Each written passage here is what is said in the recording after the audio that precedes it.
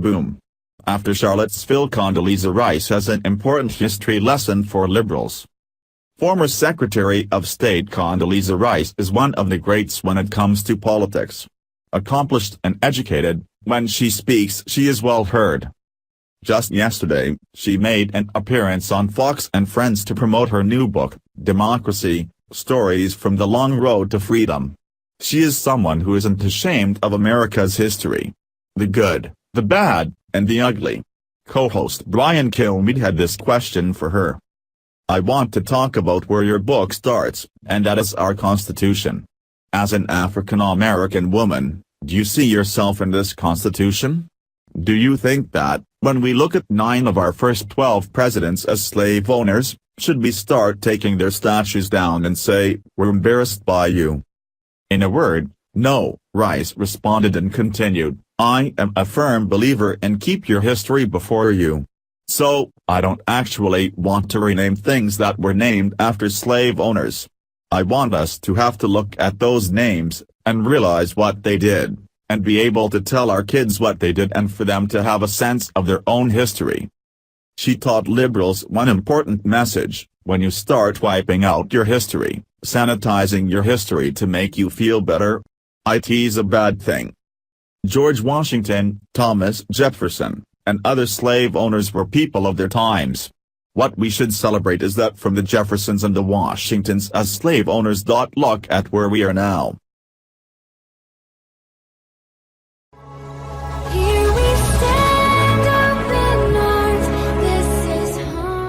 The Democrats are ruined after Trump aims his secret weapon right at them. Despite all the commotion and bad press President Trump is getting now, surrounding the fake news about his statements about the violence in Charlottesville, he continues to kick the liberals' collective butts.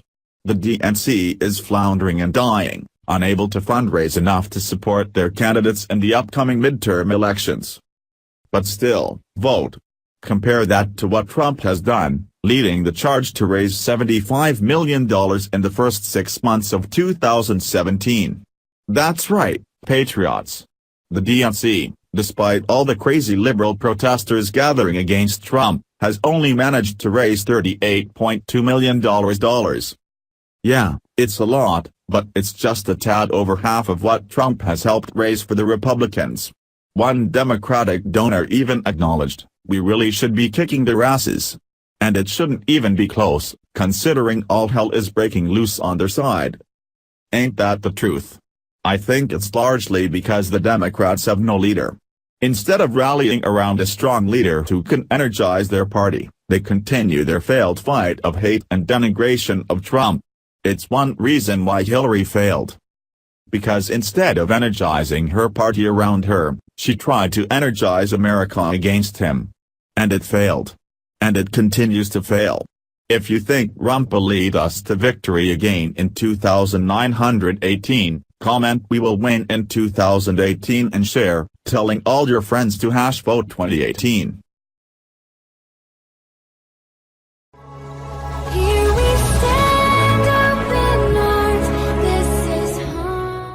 After Congresswoman tries to tell Newt Gingrich that Trump supports the KKK, watch all hell break loose. Ever since the violence in Charlottesville on Saturday, liberals have been trying to blame President Trump, and spreading lies about how he didn't condemn the white supremacist rally. Then, Congresswoman Donna Edwards, DMD, went on Fox News and said the unthinkable. Edwards implied that Trump pals around with the KKK and neo-Nazis and will never condemn them. After she made this sick claim, Newt Gingrich completely embarrassed her on live TV. The fireworks started when Edwards said Trump supports groups like the KKK and neo-Nazis. This made Newt Gingrich visibly angry, given his close, personal relationship with President Trump. He unloaded on her, pointing out Trump's exact words from yesterday and from when he explicitly denounced David Duke and the KKK dozens of times during the campaign.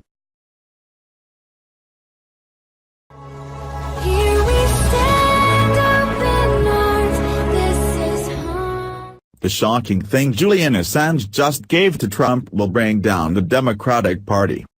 Julian Assange told a U.S. congressman on Tuesday that he can prove that the Democratic Party documents. He said that he can prove that the Democratic Party is lying about Russia. Our 3-hour meeting covered a wide array of issues, including the WikiLeaks exposure of the Democratic National Committee emails during last year's presidential election, Rahabacher said. Julian emphatically stated that the Russians were not involved in the hacking or disclosure of those emails.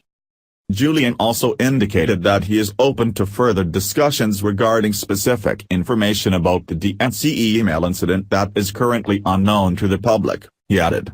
U.S. intelligence said that it has solid proof that Russia was behind the election hacks last year that embarrassed Hillary Clinton and John Podesta. Assange says that that is a lie. It says that Russia wasn't the source of the leaked information. Yesterday was the first time that he had talked with a U.S. lawmaker. Rahabacher said that he has information that he is carrying back to Trump when he returned to the U.S. This included a request that WikiLeaks be given a new seat inside the White House press room. Julian passionately argued the case that WikiLeaks was vital to informing the public about controversial though necessary issues. He hoped that WikiLeaks, an award-winning journalistic operation, might be granted a seat in the White House press corps. As a former newsman myself, I can't see a reason why they shouldn't be granted news status for official press conferences, he said. Share this if you want Trump to start acting, y'all. It's time to drain that damn swamp and get rid of these loser politicians that do nothing but blow hot air in Washington. Let's expose the media for the lie they have been telling for a complete year. Here we stand up in arms, this is home. Truth bomb. Ted Nugent was asked about Charlottesville. Immediately all hell breaks loose. Rockstar, Ted Nugent, has been known for his realism and speaking the truth about what's going on. Recently, on the Fox News Specialists, Nugent utterly destroyed critics of the president for blaming both sides.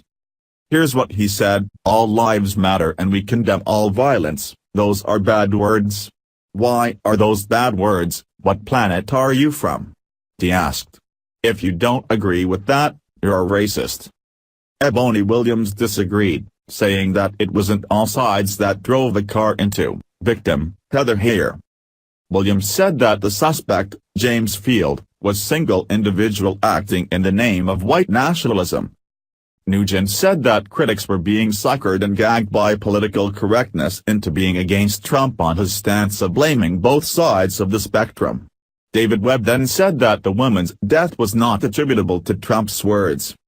Catherine Timpf made a point that the president never hesitated to call out radical Islamic terrorism, but hesitated to call out what happened in Charlottesville.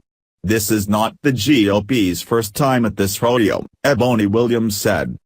"It is clear that people have been suckered into thinking that liberals can do no wrong because everything they do is in the name of equality. But really they share the very same characteristics that many fascist regimes had in history." Share if you agree with Ted Nugent. Scroll down below to leave a comment. Here we stand up in arms, this is home. Moments after terrorist attack in Spain, Trump announced something incredible. Moments after terrorist attack in Spain, Trump announced something incredible. President Trump is now monitoring what police are calling a terror attack in Barcelona. A white van rammed into a dozen people in a popular tourist district in Barcelona.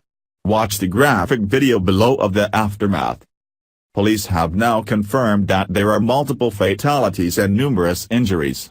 Chief of Staff John Kelly is aware of the situation and keeping the president abreast, says a White House official via Fox News. The State Department spokeswoman Heather Nauert tweeted that the department is closely monitoring events in Barcelona. There are at least 13 dead so far. Investigators have now named a suspect in the case, whose name is Trisuka Bir. It is not clear if he is the man that authorities arrested so far. I can't wait to see how the left spins that statement. Share this to help set the narrative.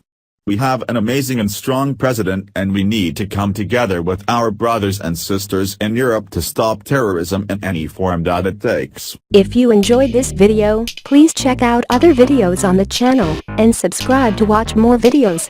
Don't forget to like, comment and share the video if you love it.